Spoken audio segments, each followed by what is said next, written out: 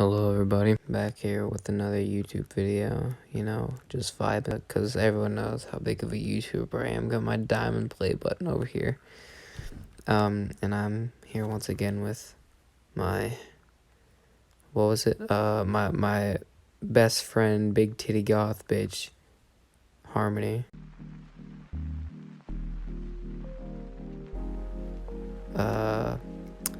With a Wattpad fanfiction of, I believe, the Beatles that she's written and said that I should react to, so I said okay, and that's what we voice crack, that's what we're gonna do.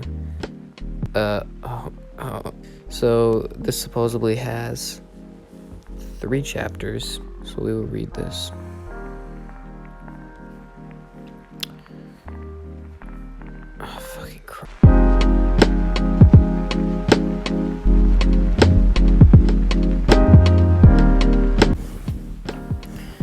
Alright, here we are. I believe this is the first page, and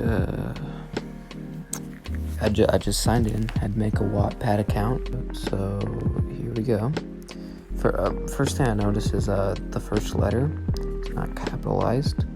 Harmony, get your shit together. This is like first grade stuff, okay? I'm not mad, I'm just disappointed. Alright, here we go. Paul's breathing was ragged as he ran down the street. He had great fear. I want you all to know before I do this, I am very bad at reading, okay? I just want everybody to know that.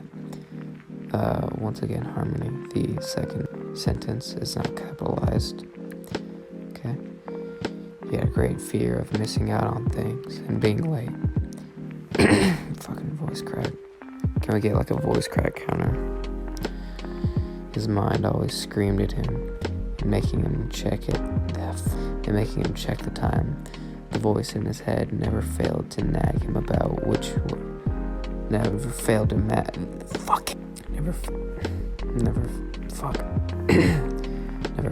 nag him about how much time he was wasting. He was near the bus stop. The voice diminished. He put his hands on his knees and heaved, but he felt relieved. The voice was satisfied, and he had made it. 5 minutes early, after catching his breath, he pulled out one small notepad he always kept in his pocket. He flipped to the page which was today's schedule. Every event written down and timed down to the minute. He needed to be organized, and he needed to be on time. As always, when his anxiety for time finally ceased, it was always replaced with his social anxiety. He felt eyes on him. He knew they were justified. Anyone seeing a man running frantically down the street only to wait at the bus stop for 5 minutes has the right to be concerned.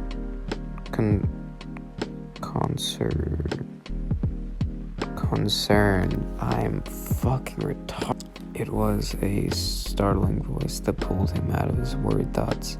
Running late? The man said. Paul jumped, almost dropping his notepad. I'm almost... Fucking read, JT. I almost was, but luckily, I'm on time. He chuckled nervously. He looked away from the taller man, feeling embarrassed. Paul completely stood out beside him. He was nervous and jittery, but the other was calm, standing still with his hands in his pocket. Paul envied the man's ability to appear so content, so content. But he knew he wouldn't. He knew he shouldn't assume what was. He knew he shouldn't assume what was going on in other people's minds. You never know what somebody is struggling with on the inside. The two stood there, Paul feeling especially awkward. He couldn't tell how the other felt. He was content.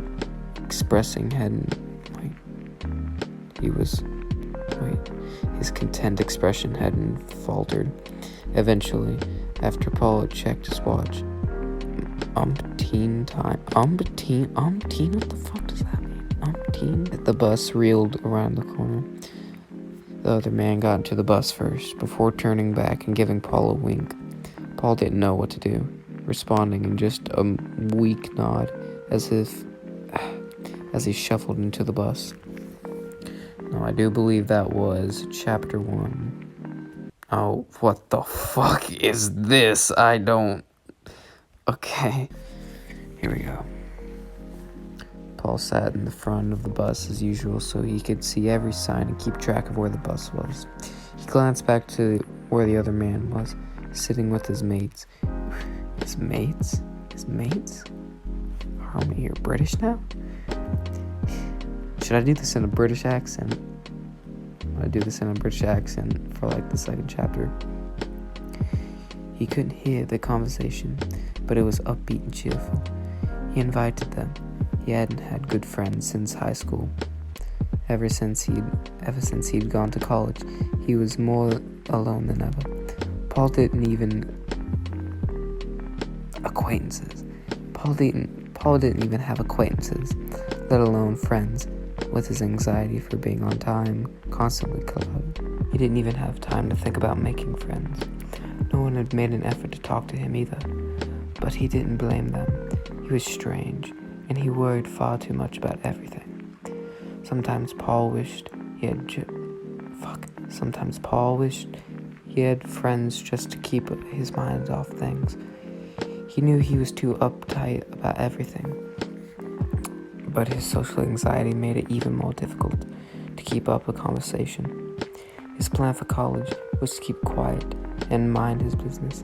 He figured it was good for him, not having friends to distract him.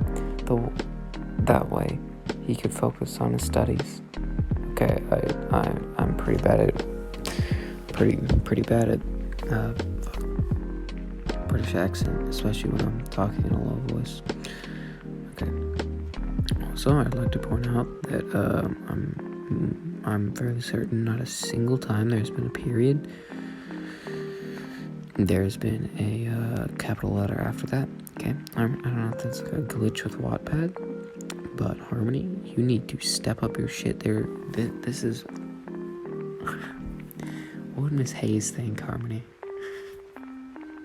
That's an inside joke. You see, it's funny because she was a shit teacher. John couldn't help but notice how nervous Paul's the nervous one. John's the chill dude. John couldn't help but notice how nervous the bloke was. He wanted to ask him a question.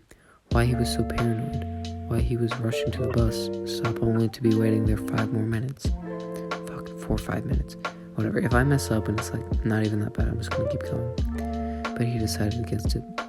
Instead, he opted for trying to make the man more comfortable. He was calm, and he tried not to make it seem like there was judging him. Like he was judging him or bothered at all. He kept a calm face and didn't act out of his usual temperament. He was so worried what was keeping the other man so anxious. When they were finally stopped onto the bus, he couldn't help but notice how lonely the bloke seemed. He sat alone, looking out the window.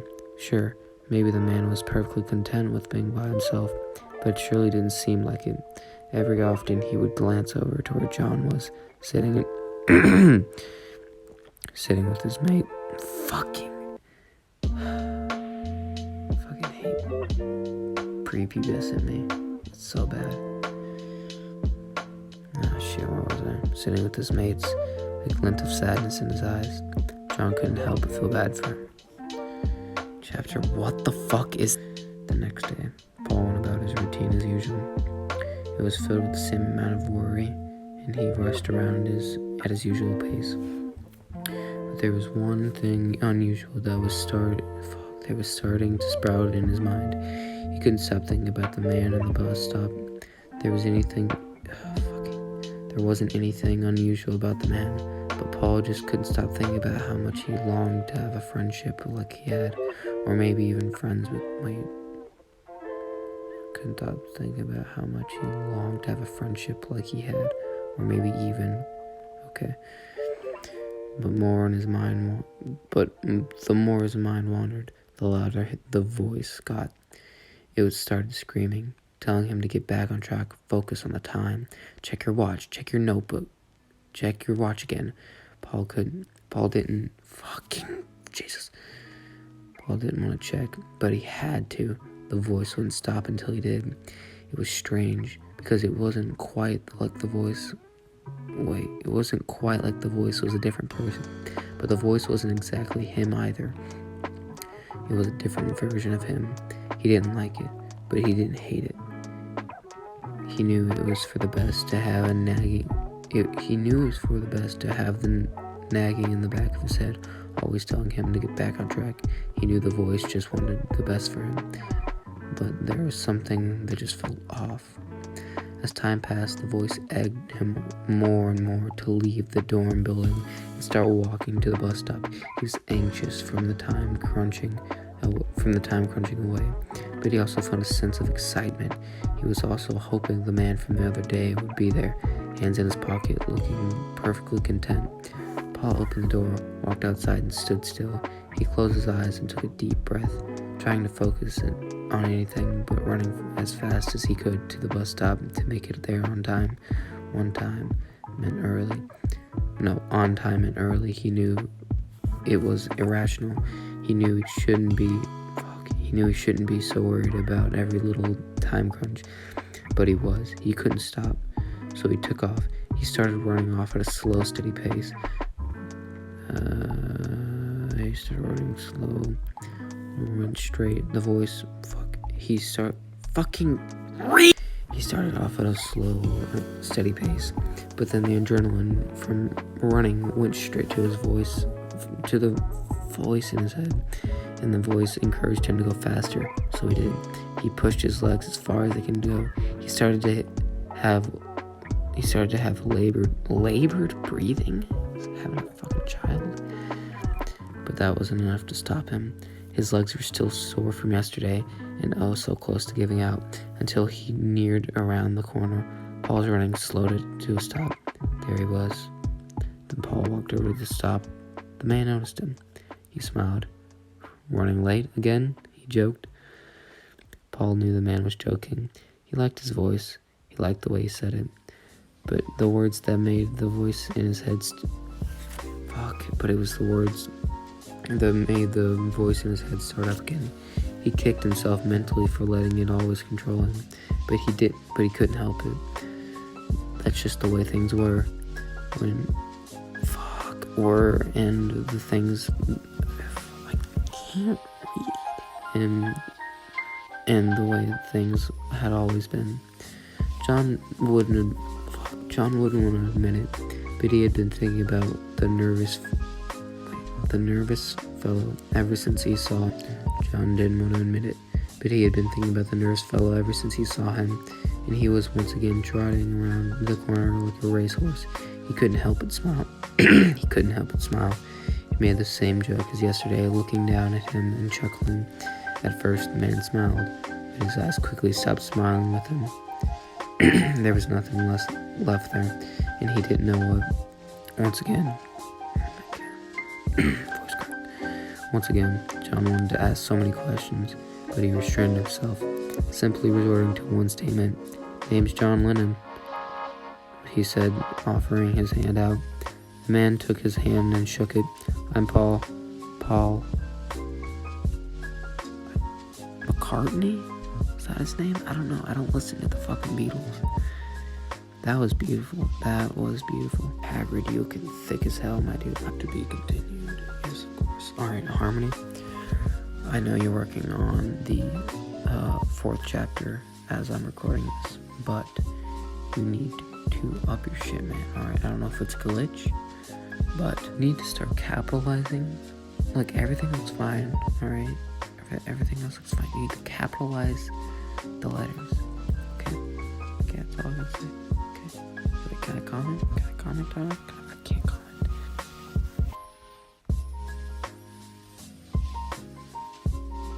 There we go. What is this? I don't know how Wattpad works. What the? Yeah. I know she's got other things,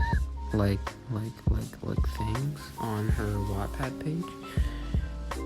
Yes, continue reading, please. What do you mean not available? I'm not offline. Why does it just go dark now? What the fuck is... Okay.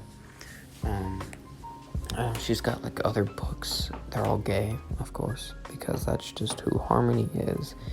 I'm pretty sure if she still has it up, she has a fan fiction of me and somebody else that's gay. I'm not gay, okay? I'm not gay. I'm not gay. Okay. I have no affectionate feelings toward any male in the world, nor female. I'm lonely.